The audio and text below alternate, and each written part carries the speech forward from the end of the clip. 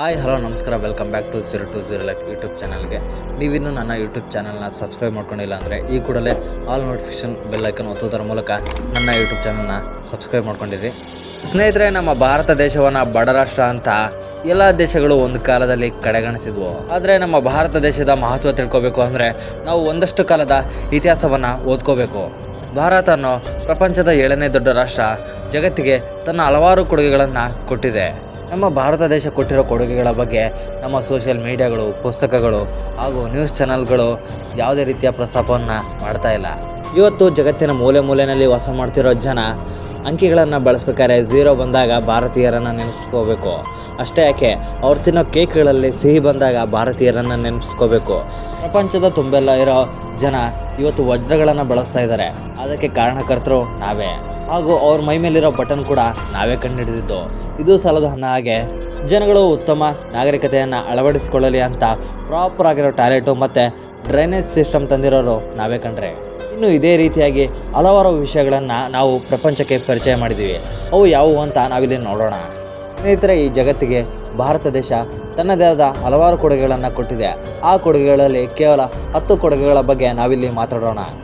0, 0 ಅಥವಾ 0. ಈ 0ನ ಪ್ರಪಂಚಕ್ಕೆ ಪರಿಚಯ ಮಾಡಿಕೊಟ್ಟಿದ್ದು ನಾವೇ ಕಣ್ರಿ, ಅಂದರೆ ಆರ್ಯಭಟ ಅವರು.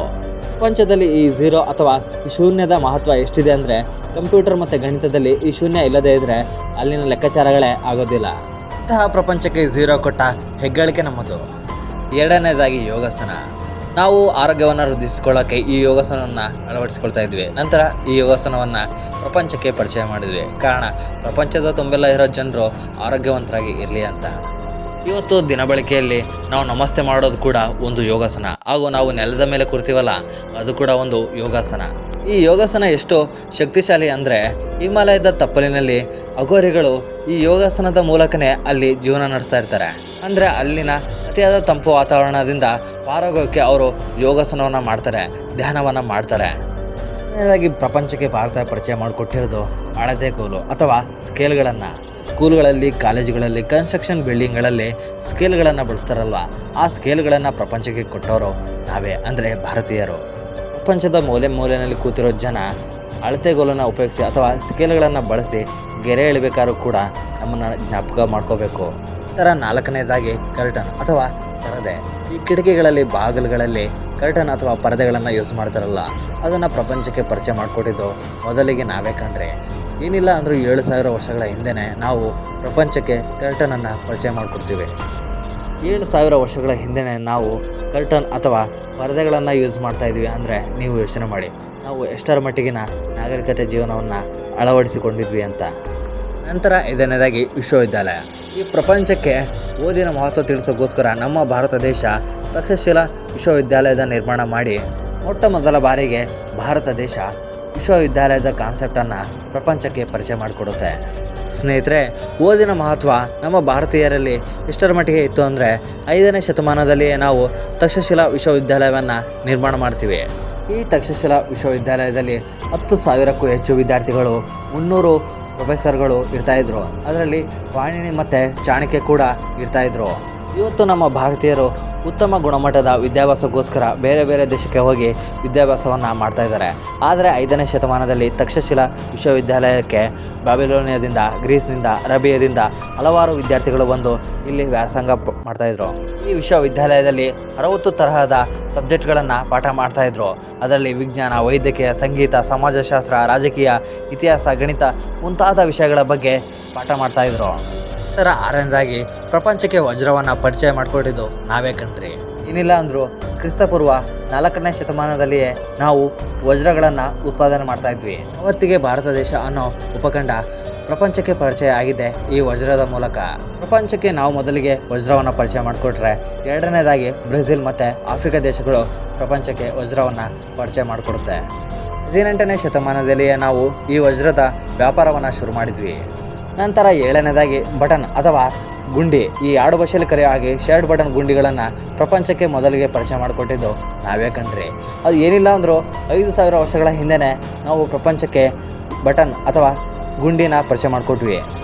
ನಿಜಕ್ಕೂ ಹೆಮ್ಮೆ ಪಡಬೇಕಾದ ಸಂಗತಿ ಕಂಡ್ರೆ 5,000 ವರ್ಷಗಳ ಹಿಂದೆಯೇ ನಾವು ಎಷ್ಟರ ಮಟ್ಟಿಗಿನ ನಾಗರಿಕತೆ ಜೀವನವನ್ನು ಅಳವಡಿಸಿಕೊಂಡಿದ್ವಿ ಅಂತ ನಾವು ಈ ಬಟನ್ ಮೂಲಕ ಕಂಡುಹಿಡ್ಕೋಬೋದು. ನಂತರ 8ನೇದಾಗಿ ಪ್ರಾಪರ್ ಟಾಯ್ಲೆಟ್ ಮತ್ತು ಡ್ರೈನೇಜ್ ಸಿಸ್ಟಮನ್ನು ತಂದಿದ್ದು ನಾವೇ. ಪ್ರಪಂಚದಲ್ಲೇ ಮೊದಲ ಬಾರಿಗೆ ಶೌಚಾಲಯದ ಪರಿಚಯ ಮಾಡಿಕೊಟ್ಟಿದ್ದು ನಾವೇ ಕಣ್ರಿ. ಇದು ಕೂಡ 5,000 ವರ್ಷಗಳ ಹಿಂದೆ ಪ್ರಪಂಚಕ್ಕೆ ನಾವು ಶೌಚಾಲಯ ಅನ್ನೋ ಜೀವನದ ಉಪಕ್ರಮದ ಬಗ್ಗೆ ಪರಿಚಯ ಮಾಡಿಕೊಟ್ವಿ. ಟಾಯ್ಲೆಟ್ ಅಥವಾ ಶೌಚಾಲಯದ ಜೊತೆಗೆ ಪ್ರಾಪರ್ ಆಗಿರೋ ಡ್ರೈನೇಜ್ ಸಿಸ್ಟಮನ್ನು ಕೂಡ ನಾವು ಅಂದಿಗೆ ಪ್ರಪಂಚಕ್ಕೆ ಪರಿಚಯ ಮಾಡಿಕೊಟ್ಟಿದ್ವಿ. ನಿಮಗೆ ಉದಾಹರಣೆ ಕೊಟ್ಟು ಹೇಳೋದಾದರೆ, ಯುರೋಪ್ ದೇಶಗಳಲ್ಲಿ 10ನೇ ಶತಮಾನದಲ್ಲಿ ಶೌಚಾಲಯದ ಬಳಕೆಯನ್ನು ಮಾಡ್ತಾರೆ.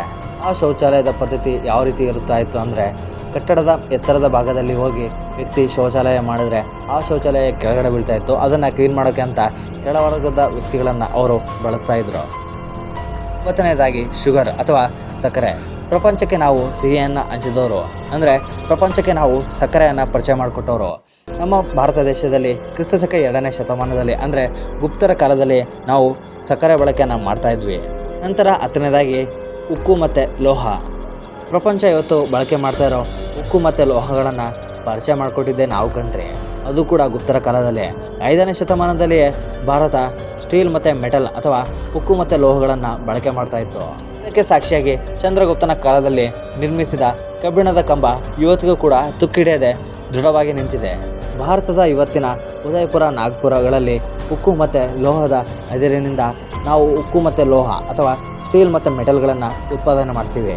ಅದು 5ನೇ ಶತಮಾನದಲ್ಲಿ.